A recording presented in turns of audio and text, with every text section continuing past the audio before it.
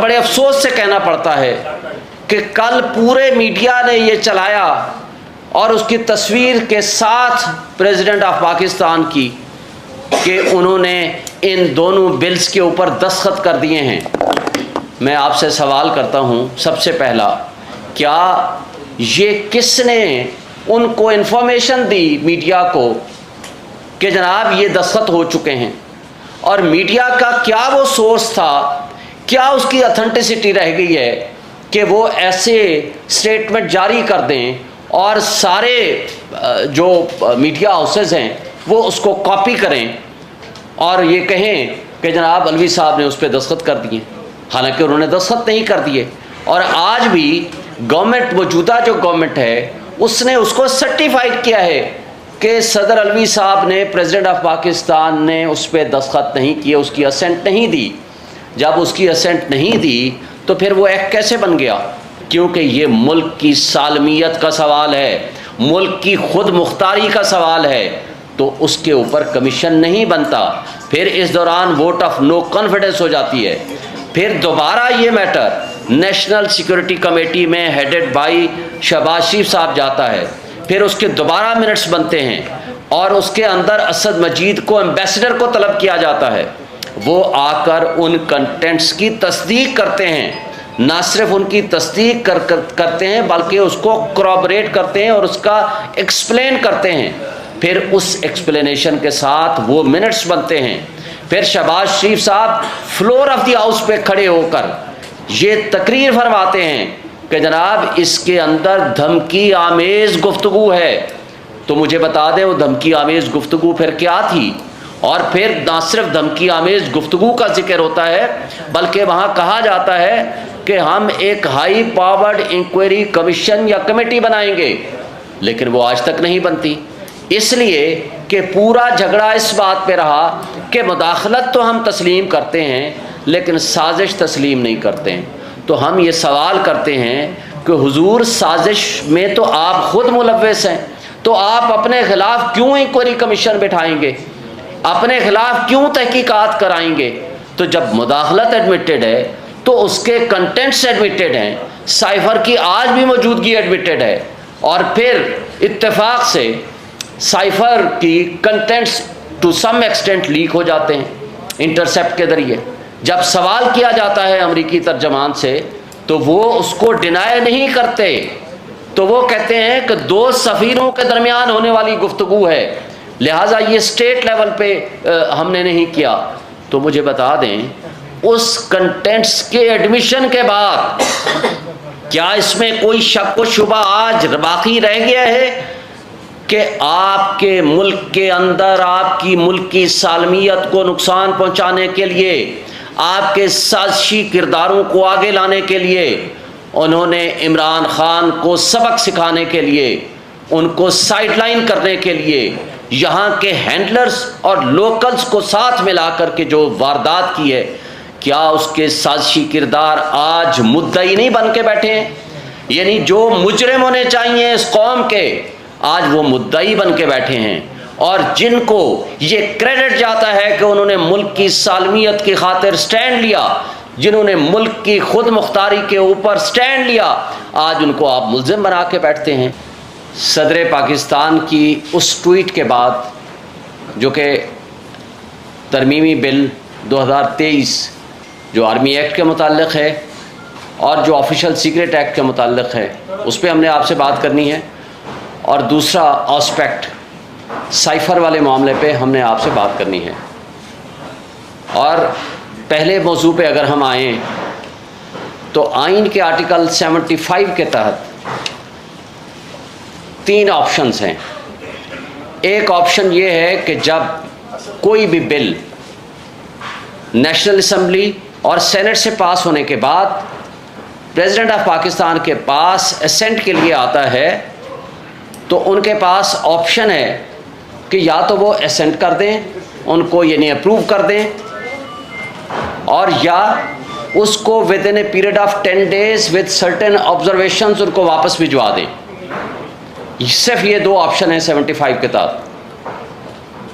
और तीसरी ऑप्शन ये है कि जब वो वापस चला जाए और उस वक्त नेशनल असम्बली और सेनेट इन सेशन हो और जॉइंट सेशन में वो दोबारा वही बिल पास हो जाए, तो फिर दोबारा जब प्रेसिडेंट के पास आएगा तो प्रेसिडेंट ऑफ पाकिस्तान उसके पास अगेन 10 दिन हैं, या तो वो उसको असेंट कर देंगे 10 दिन के अंदर, और अगर वो असेंट नहीं करते, उसको पास या अप्रूव नहीं करते, तो फिर after a period of 10 days it is deemed to become a law, यानी वो ऑटोमेटिकली 10 दिन के बाद वो कानून बन जाएगा।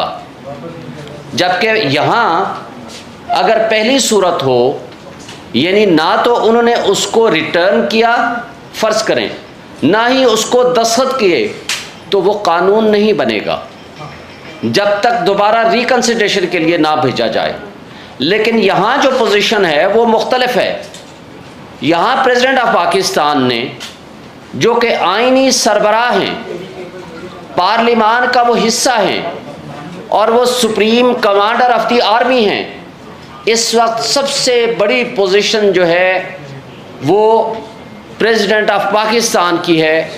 लिहाजा जब उसने ट्वीट कर दिया, उसने ये वाज़ेह कर दिया कि उसने अपने स्टाफ को ये कह दिया कि इस बिल को, इन दोनों बिल्स को, तरमीमी बिल आर्मी एक्ट वाला, तरमीमी बिल ऑफिशियल सीक्रेट एक्ट वाला, कि इन दोनों को वापस भेज दिया जाए। और न सिर्फ वापस भेजने का कहा एक दफ़ा, बल्कि टाइम एंड अगेन उनसे पूछा, और उनका स्टाफ उनको बताता है कि हाँ जी, हमने कंप्लाई विद कर दिया आपके ऑर्डर को। लेकिन बदकिस्मती से और बड़े अफसोस से कहना पड़ता है कि कल पूरे मीडिया ने ये चलाया और उसकी तस्वीर के साथ प्रेसिडेंट ऑफ पाकिस्तान की कि उन्होंने इन दोनों बिल्स के ऊपर दस्तखत कर दिए हैं। मैं आपसे सवाल करता हूँ, सबसे पहला, क्या ये किसने उनको इन्फॉर्मेशन दी मीडिया को कि जनाब ये दस्तखत हो चुके हैं? और मीडिया का क्या वो सोर्स था, क्या उसकी ऑथेंटिसिटी रह गई है कि वो ऐसे स्टेटमेंट जारी कर दें और सारे जो मीडिया हाउसेस हैं वो उसको कॉपी करें और ये कहें कि जनाब अलवी साहब ने उस पर दस्तखत कर दिए, हालांकि उन्होंने दस्तखत नहीं कर दिए। और आज भी गवर्नमेंट, मौजूदा जो गवर्नमेंट है, उसने उसको सर्टिफाइड किया है कि सदर अलवी साहब ने, प्रेसिडेंट ऑफ पाकिस्तान ने उस पर दस्तखत नहीं किए, उसकी असेंट नहीं दी। जब उसकी असेंट नहीं दी तो फिर वो एक्ट कैसे बन गया? अब वो तस्वुर क्या कर रहे हैं? वो तस्वुर ये कर रहे हैं कि चूँकि उन्होंने 10 दिन के अंदर अंदर उसको रिटर्न नहीं किया, लिहाजा वो ऑटोमेटिकली लॉ बन गया। पहली बात तो ये है कि ये आइन की रूल 75 के ख़िलाफ़ है। लेकिन दूसरी बात पे हम आते हैं कि जब उसने अपने प्रिंसिपल स्टाफ ऑफिसर्स को, अपने स्टाफ को ये कह दिया कि इसको रिटर्न कर दें, तो मीनिंग देयर बाई कि उनकी इंटेंशन, उनकी advice that should be treated as sufficient, meaning thereby that has not become a law. तो लिहाजा ये गवर्नमेंट ऑफ पाकिस्तान की जिम्मेदारी है कि आइनी सरबराह सदर ममलकत की उस एडवाइस और उस क्लैरिफिकेशन के बाद उस एक्ट को और उस नोटिफिकेशन को विथड्रॉ करें। और अगर वो नहीं करते हैं तो हम पीटीआई की कोर कमेटी के फैसले के मुताबिक इसको फौरी तौर पर हम सुप्रीम कोर्ट में चैलेंज करेंगे। और इंशाअल्लाह ताला हम ये समझते हैं कि ये कानून आइन के मुतसादिम है, ये कानून जारी नहीं रह सकता, ये कोरम नॉन जुडिस है, विदाउट लॉफुल अथॉरिटी है, it has no legal value in the eye of law, it should be declared as such, और इसको फौरी तौर पर ख़त्म होना चाहिए। अब इसमें एक सवाल ये पैदा होता है कि ये जल्दबाजी में ये पार्लिमान ने ये क्यों किया था? पार्लिमान बेसिकली रबर स्टैम्प बन चुकी थी। इनके अपने साबिक प्राइम मिनिस्टर शाहिद खाकान अब्बासी साहब ये कहते हैं कि 25 से 35 करोड़ रुपया लेकर एक यूनिवर्सिटी का बिल पास कराया गया। तो क्या इसके ऊपर उनके खिलाफ तहकीकात नहीं होनी चाहिए? क्या ऐसे पार्लिमान जो जुमा बाजार लगा दे ऐसे बिल्स का आखिरी अपने 10 दिन के अंदर अंदर, क्या उसकी कोई वैलिडिटी है, क्या उसकी कोई लीगैलिटी है, क्या उसकी कोई कॉन्स्टिट्यूशनल वैल्यू है? मैं समझता हूं कि इसके ऊपर भी तहकीकात होने की ज़रूरत है।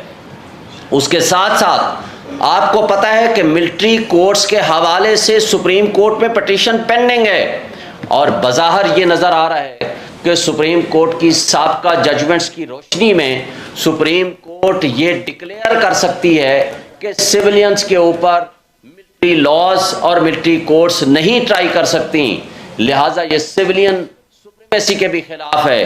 तो उस वजह से ये मिली भगत करके स्टाफ के साथ मिलके जिन लोगों ने इस एक्ट को पास कराया है, ना सिर्फ वो मुजरिम हैं, उन्होंने जुर्म का इर्तिकाब किया है, ना सिर्फ उनके खिलाफ क्रिमिनल फौजदारी मुकदमात दर्ज होने चाहिए, बल्कि उनके खिलाफ डिसिप्लिनरी मुकदमात भी दर्ज होने चाहिए और उनको नौकरी से बर्खास्त किया जाना चाहिए और उस पर उनके खिलाफ फौरी तौर पर एक्शन होना चाहिए। और मैं समझता हूँ कि चीफ जस्टिस ऑफ पाकिस्तान को इस पर सो मोटो नोटिस लेना चाहिए कि क्या इस मुल्क में आईनी तौर पर कोई आईनी इदारा बाकी रह गया है कि जिसकी क्रेडिबिलिटी मुतासर ना हुई हो, जिसकी साख मुतासर ना हुई हो।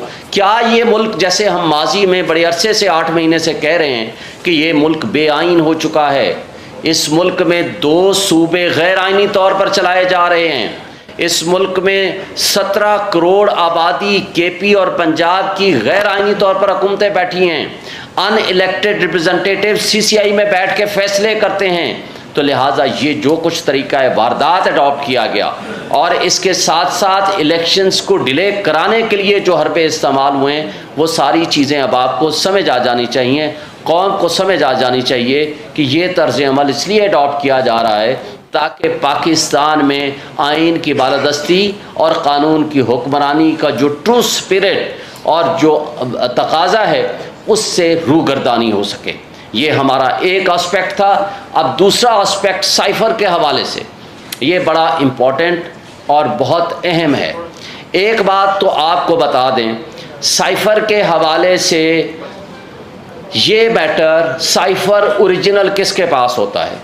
साइफ़र ओरिजिनल होता है मिनिस्ट्री ऑफ फॉरेन अफेयर्स के पास, एक कॉपी उसकी होती है, दूसरी उसकी कॉपी भी नहीं बनती, वो कोडेड फॉर्म में होता है। उसका मफहूम लिख के सेक्रेटरी फॉरेन अफेयर्स वो 4 अशखास को भेजता है, president of Pakistan, prime minister of Pakistan, chief of army staff और चेयरमैन सेनेट, आई थिंक, उनको भेजता है। अब उसके ऊपर जब प्राइम मिनिस्टर साहब के पास वो कॉपी आती है, वो मैटर कैबिनेट में जाता है, कैबिनेट में वो डीक्लासीफाई होता है, यानी क्लासीफाइड डॉक्यूमेंट वो नहीं रहा।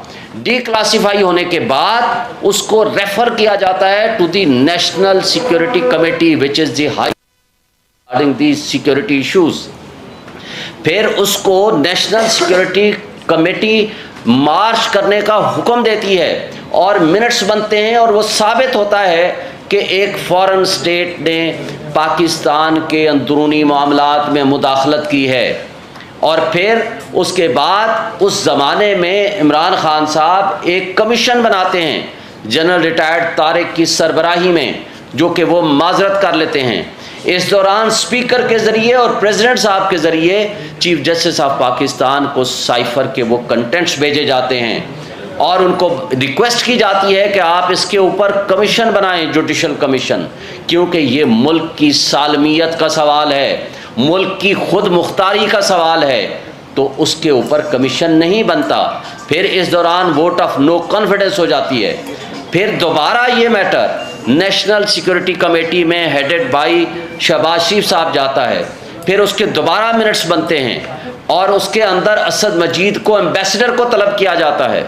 वो आकर उन कंटेंट्स की तस्दीक करते हैं, ना सिर्फ उनकी तस्दीक करते हैं बल्कि उसको corroborate करते हैं और उसका एक्सप्लेन करते हैं। फिर उस एक्सप्लेनेशन के साथ वो मिनट्स बनते हैं। फिर शहबाज शरीफ साहब फ्लोर ऑफ द हाउस पे खड़े होकर ये तकरीर फरमाते हैं कि जनाब इसके अंदर धमकी आमेज़ गुफ्तगू है। तो मुझे बता दें वो धमकी आमेज़ गुफ्तगू फिर क्या थी? और फिर ना सिर्फ धमकी आमेज गुफ्तगू का जिक्र होता है, बल्कि वहाँ कहा जाता है कि हम एक हाई पावर्ड इंक्वायरी कमीशन या कमेटी बनाएंगे, लेकिन वो आज तक नहीं बनती। इसलिए कि पूरा झगड़ा इस बात पे रहा कि मुदाखलत तो हम तस्लीम करते हैं लेकिन साजिश तस्लीम नहीं करते हैं। तो हम ये सवाल करते हैं कि हुजूर साजिश में तो आप खुद मुलव्वस हैं, तो आप अपने खिलाफ क्यों इंक्वायरी कमीशन बैठाएंगे, अपने खिलाफ क्यों तहकीकात कराएंगे? तो जब मुदाखलत एडमिटेड है तो उसके कंटेंट्स एडमिटेड हैं, साइफर की आज भी मौजूदगी एडमिटेड है, और फिर इत्तेफाक से साइफर की contents to some extent leak हो जाते हैं इंटरसेप्ट के ज़रिए। जब सवाल किया जाता है अमरीकी तर्जमान से तो वो उसको डिनाई नहीं करते, तो वो कहते हैं कि दो सफ़ीरों के दरमियान होने वाली गुफ्तगू है, लिहाजा ये स्टेट लेवल पे हमने नहीं किया। तो मुझे बता दें, उस कंटेंट्स के एडमिशन के बाद क्या इसमें कोई शक व शुबा आज बाकी रह गया है कि आपके मुल्क के अंदर आपकी मुल्क की सालमियत को नुकसान पहुंचाने के लिए, आपके साजिशी किरदारों को आगे लाने के लिए उन्होंने इमरान खान को सबक सिखाने के लिए, उनको साइडलाइन करने के लिए यहाँ के हैंडलर्स और लोकल्स को साथ मिला कर के जो वारदात की है, क्या उसके साजिशी किरदार आज मुद्दई नहीं बन के बैठे हैं? यानी जो मुजरिम होने चाहिए इस कौम के, आज वो मुद्दई बन के बैठे हैं, और जिनको ये क्रेडिट जाता है कि उन्होंने मुल्क की सालमियत की खातिर स्टैंड लिया, जिन्होंने मुल्क की खुद मुख्तारी के ऊपर स्टैंड लिया, आज उनको आप मुल्जिम बना के बैठते हैं। ये कितनी अफसोसनाक बात है।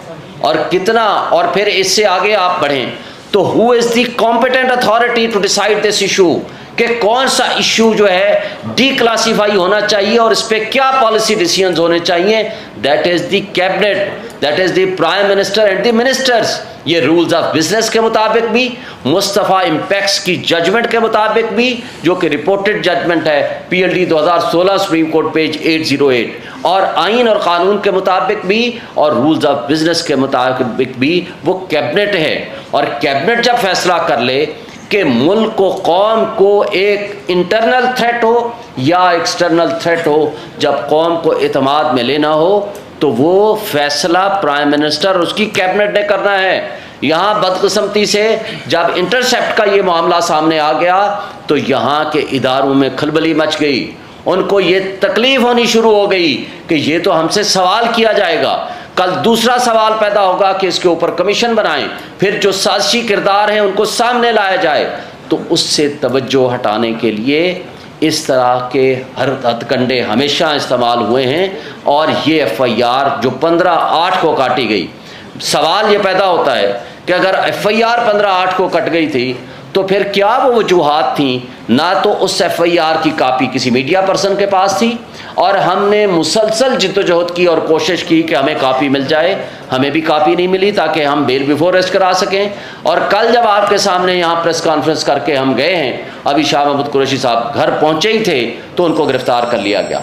मीनिंग देयर बाई, आज वो इमरान खान के साथ खड़े हैं, वो पाकिस्तान की सबसे बड़ी पार्टी की एक लिहाज से इमरान खान के बाद सीनियर मोस्ट लीडरशिप में आते हैं, इसलिए उनको गिरफ्तार किया जाना ज़रूरी था ताकि एक पॉलिटिकल विक्टिमाइजेशन के ज़रिए जो PTI को क्रश करने की एक पॉलिसी चल रही है उस पे अमल दरामद हो सके, और उस ज़रिए से ये सबक सिखा सकें कि आप खान साहब के साथ क्यों खड़े हैं। प्रेस कॉन्फ्रेंस अगर अदरवाइज होती, अगर in favour of the against the Imran Khan और PTI होती तो अगले दिन सारे गुनाह माफ़ हो जाते, फिर ना मिलिट्री एक्ट लगता, ना कोई और मुकदमा होता, ना किसी किस्म की कोई और वारदात होती।